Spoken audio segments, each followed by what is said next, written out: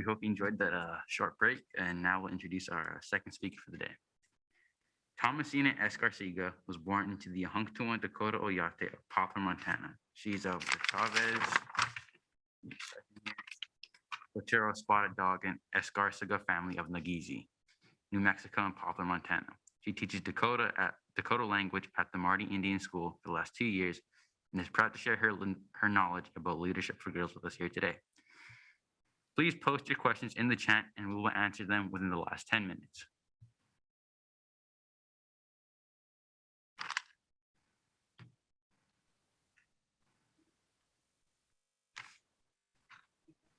Hi, can you hear me? Yeah, we can hear you. Okay. All right, I'm gonna try to share my screen really fast. So before I get started here, am I able to share my screen? Oh, we can't say anything yet. Okay, give me 1 second here. It says the host disabled participant screen sharing.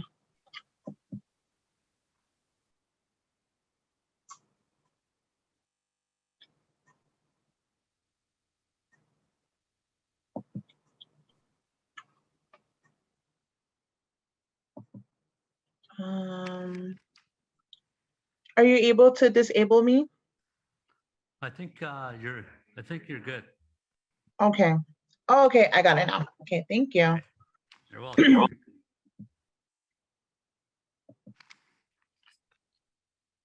Alrighty. So I'm gonna stop my screen now that I have that. Okay, so I'm gonna go ahead and introduce myself. Thank you for the introductory. My name is Tomecina Escarcega. I come from Fort Peck, Montana. I am Ihankto and also Dakota. I teach Dakota language. I've been teaching Dakota language for the past 6 years. For the first couple of years, I taught in Poplar. I taught at Poplar High School. I taught 7th grade through 12th grade. And this year was really emotional because I saw my first students. They were 7th graders and they graduated high school. So I was really happy to see that. And I continue to teach Dakota language here at Marty Indian School. And I absolutely love it. I believe I'm gonna continue to teach Dakota language and also learn Dakota language until I can no longer speak and, until I'm not of this world anymore. But today on my platform, I am going to share a little bit on leadership for young girls. So with that, with what I do for Marty Indian School, I teach a lot of extracurricular activities with the culture. So one of the ones that I really love enjoying is hand games. And so I'm going to share a little bit of that with you. So I'm going to go ahead. I made a little presentation for you guys. So I'm going to go ahead and share my screen with you. Okay, so can you guys see my screen okay? Yeah, we could see it pretty good. Okay, thank you. All right, so today what I'm gonna share about is Hampa Prechumpi. So Hampa Prechumpi is a game that allows young individuals of all, actually it's not for young individuals, it's for everybody of all ages. And then here I'm going to break down the word hampa prechumpi. So hampa prechumpi comes from the word hampa, which means moccasins, après, which means to hit, echumpi, they are doing it. So that's how we get the word hampa prechumpi. And kind of just evolved actually. And in Lakota Makoche, in Lakota country, this word evolved to hand games. And that's what we know Hampa Pechumpi as. And Dakota Makoche, it is also known as Echupina or Hampa Apena, referring to the actual game of moccasin games. And in Fort Peck and Sisseton, the old word for hand game is Wiaka Umpi or Wiaka Washkate. And this is used with the feather, and a feather is used to point. And here are some photos of some of my students at Marty Indian School playing Hampa Pechumpi. This was actually a little tournament that I put on for them, something, after COVID, and the kids really miss being around each other. And so I put together this tournament for them, and I have to say that everybody, and myself included, really enjoyed ourselves. I believe this photo on the left, this was like a 3-man scramble, and the one on the right was the main tournament. And they got really awesome prizes too. They got sweaters, they got t-shirts, they got hand game sticks, scarves, they got the whole works. So now I'm gonna switch over to another screen. I'm gonna actually show you some footage of a tournament that some of the kids actually participate on. I believe it's this one. And this will share a little bit more about the hand game.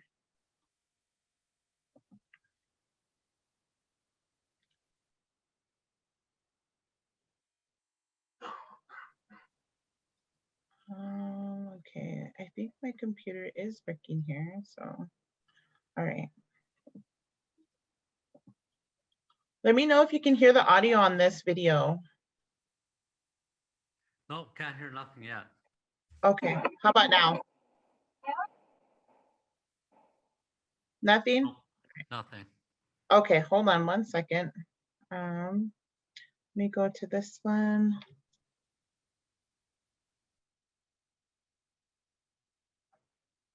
Okay, maybe it's this one.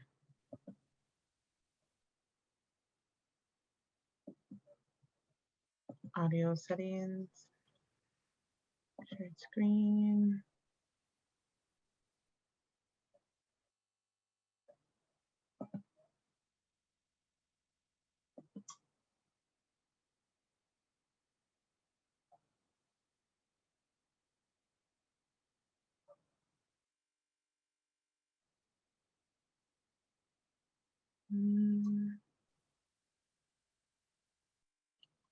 Give me 1 second.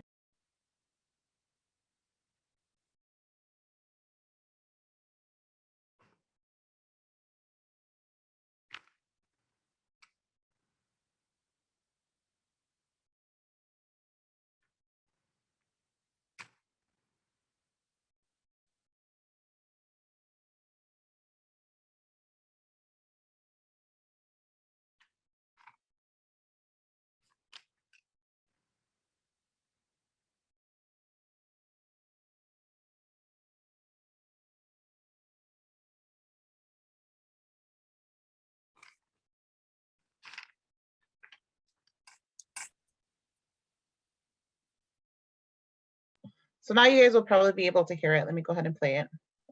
Can you hear that? Yeah, that Yes, we works. can. Okay, all right. Sorry about that. Let me rewind it a little bit.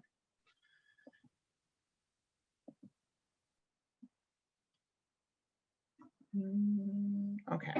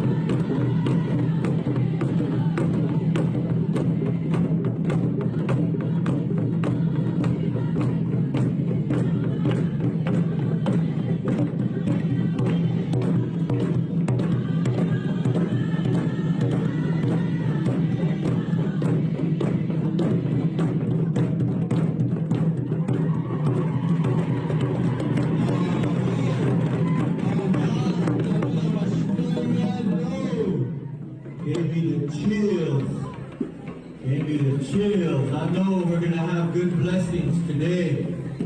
So right now, players, make your way back to your area.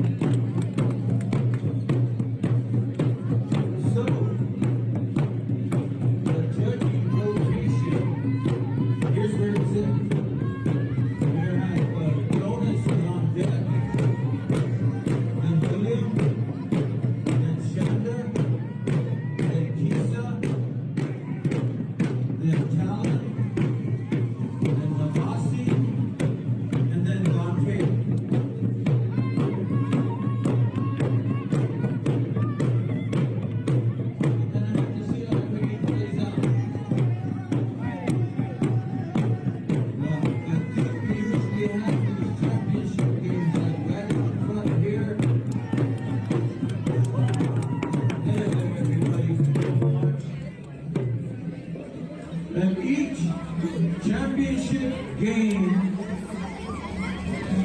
will have 2 judges. Myself as head judge and Roger as the director of the Illinois Hand Games. We'll keep a close eye around too. We'll be here.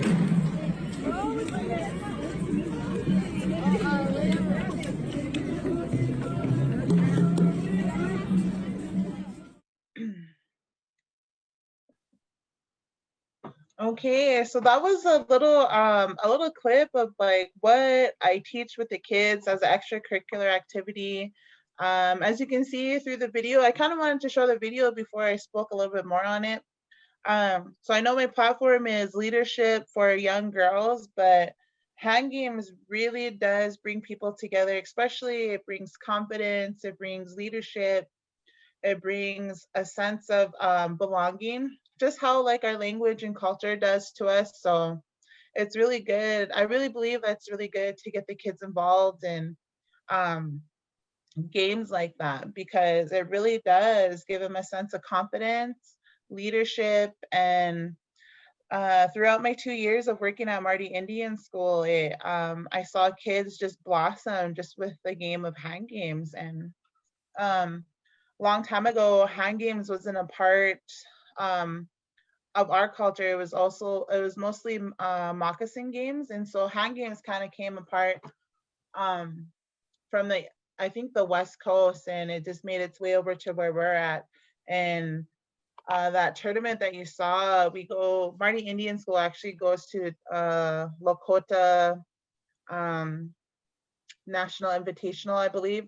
And then there's also different types of tournaments that occur throughout the year. And um, for a part of the kids to feel honored and to feel really loved, I always make, this past year, I always made them skirts, always made them shirts. As you see in the last clip of the video, I made them those really nice applique dress shirts. And when they put those on, you know, they're really happy. Their confidence goes way up, and which I really love to see. So that's a part of like what I do at Marty Indian School, and watching that and seeing all the kids blossom to really strong Nakota people. It's a really beautiful sight to see.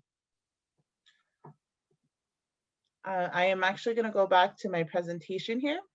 Give me 1 second.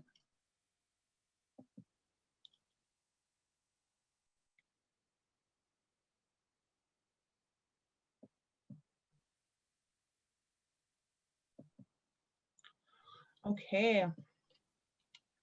Oh, I guess that was the end of my slideshow there. I don't know how long my time frame was. How long was my time frame? Was it about 30 minutes or? Schedule says about like 45 here.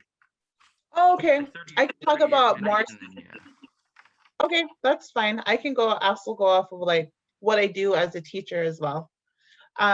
So part of being a Dakota language teacher, you really want to,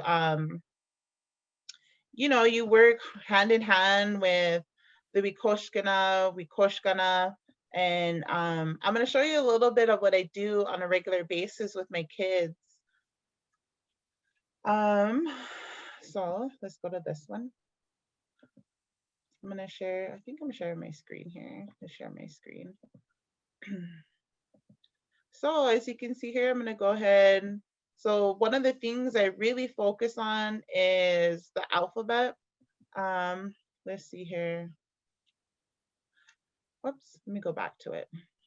So I really focus on the alphabet, as you can see here. Let me go to the view. Slideshow.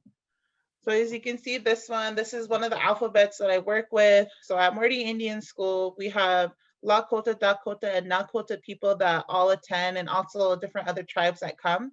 And our main focus is Dakota language. But although you have to know, I always like make my kids be aware of all Oceti Shakoni dialects. So right here, you can see the Lakota alphabet here. And what we do every day is we go over the alphabet. The alphabet is one of the things that, everybody has to get down. And then I'm just going to go through the words here. This is all the letters that we use in our alphabet.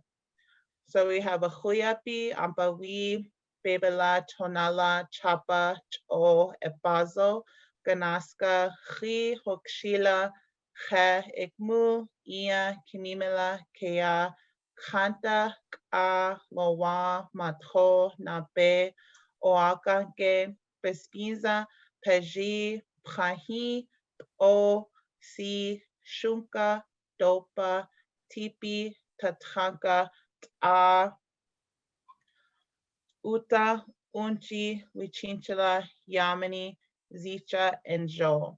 So every day I always teach this with my kids. And although COVID had a year on us, my kids did really awesome. We didn't really more focus on our alphabet, but these are most of the things that usually in a regular school year we focus on. Enunciation is a really big part. The spelling will come later, as I always tell my kids.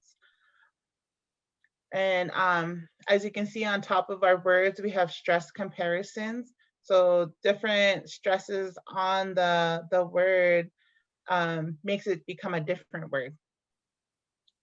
And my kids always practice with these as well. I'm going to show you another one that regularly what we do. Okay, I think it's this one. All right, so here is one other thing that we do. We go to like, where are you going? And the kids also have to go through this here. And these are different places that the kids can go through. So what I learned is that visual and repetitive really helps with Dakota language. And my kids were getting really good. Let me go ahead and go through here. Where is it at? So here, one of the things is Dokia ya Iha. Where are you going? And as you can see here, this is the store. This is Mazopia Dawai. So I asked the question, Dokia ya Iha, where are you going? And the kids respond back with Mazopia Dawai. I'm going to go to the store. And then here, the same thing. So we go over this all through the classroom until they can get the places down. This is more like throughout the year, more advanced. So here we're adding a verb, a place, and we're adding the word to. So here, this is Dokia ya Iha. Then here we have the visual of the food store. And then the kids will reply back, Woyute Mazopia da wa I. And then the kids also know, they recognize the clothing store because this is what we do in everyday life, right? We we ask our kids, or we ask our nephew or niece or whoever it may be, our mom, our auntie, our dad, our uncle, where are you going? And sometimes they say, well, I'm going to go to the mall. I'm going to go to the clothing store. So these are like everyday things that the kids learn, you know, and just translating over to Dakota language, just making it normal. And then here we have the shoe store, Hampa Mazopie, Pejuta Mazopie, the pharmacy. I don't think a lot of kids go to a hardware store, but you know, this is like Ace Hardware or something like that. We keep Chaya Mazopie. The restaurant, the coffee shop, Pejuta Sapatipi. The bank, Mazaska Tipi. Wihiriska Tipi, the gas station. Woapi Tipi. Woapi Mazopie, the library or the bookstore. And Wachipi. So every day we try to like, I work with an awesome group of people at Marty Indian School. Every day I know we're all striving to get the kids to speak more in Dakota.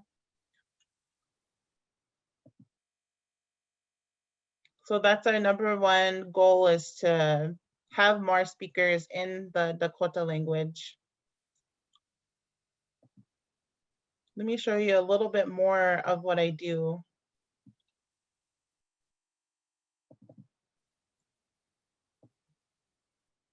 Oh, I think I have the wrong drive here.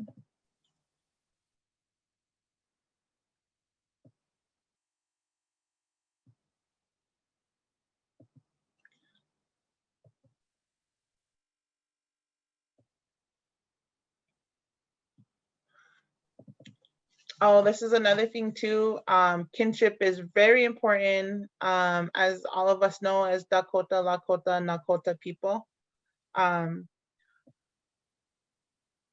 So here, this is just different roles, especially as young women and young men learning our way of life. It's really hard. And so as a woman educator, I really focus on this, you know, because as a woman, I try to encourage the young women to do as what's right in like protocol, the way that we speak as young women, and the way that you speak to a man and everything. Those are all very important, and just as important as a man speaks to a man as well.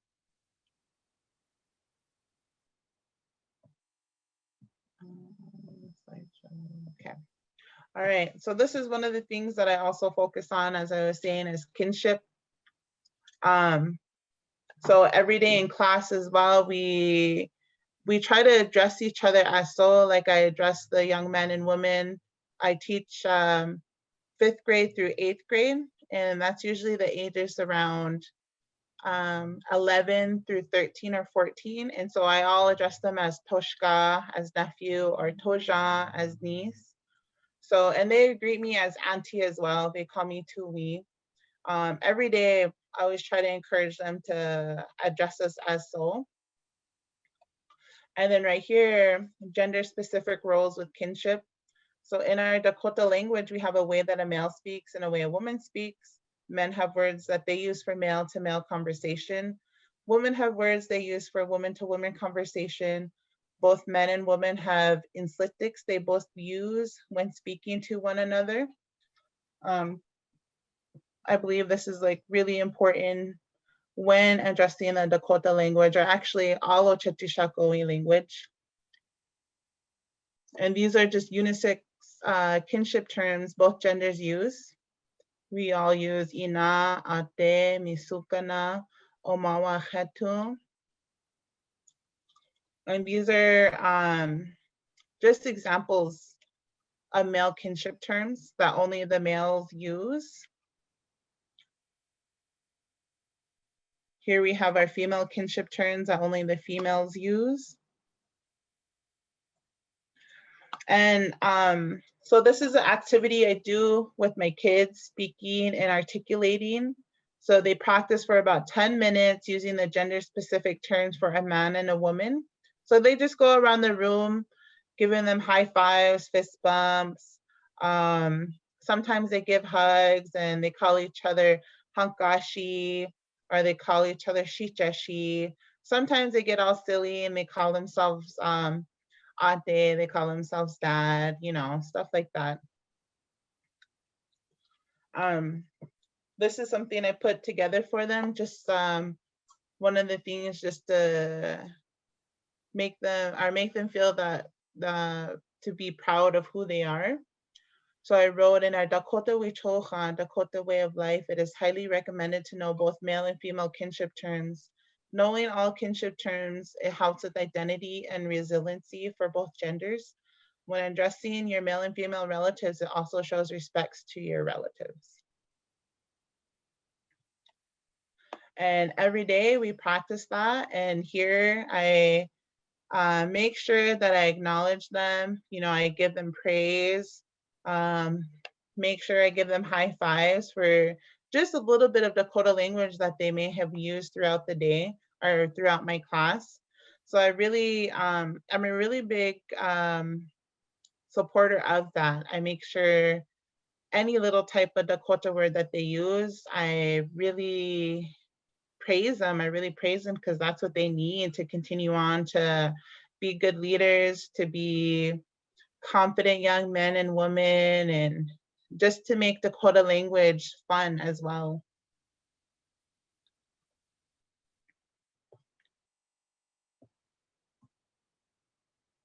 Let me stop this.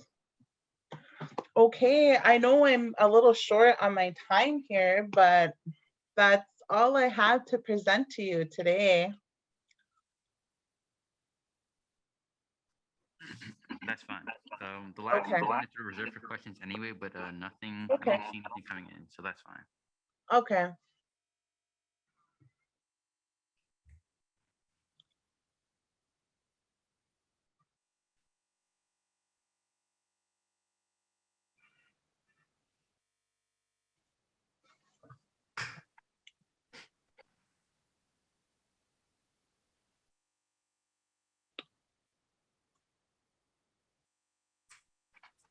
Thank you so much for coming to speak with us today. That's super, super important stuff for our language and stuff. And that's I learned a lot too just from that little segment there. So thank you so much for joining us. And